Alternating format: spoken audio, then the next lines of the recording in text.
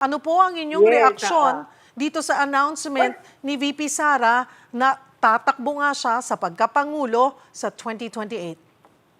hindi na ako nasusurpresa, no? Kasi alam na naman natin ito matagal na.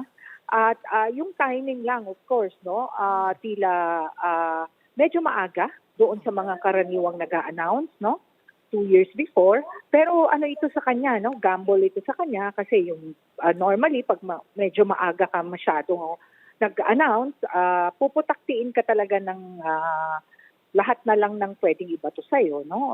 Well, siguro iniisip niya, sa bagay, marami nang na ano sa kanya ng mga kaliwat ka ng mga akusasyon. So, hindi na magiging bago sa kanya yon, no? Pangalawa, yung isang reaction ko, ang timing din, maaaring may kadahilanan dun sa yung hearing ng charges sa kanyang ama ni sa Pangulong Duterte sa February 23 sa ICC, at saka yung recommendation nga na co-perpetrators yung kanyang mga kaalyado, si Senator Bongo at Senator Bato, no?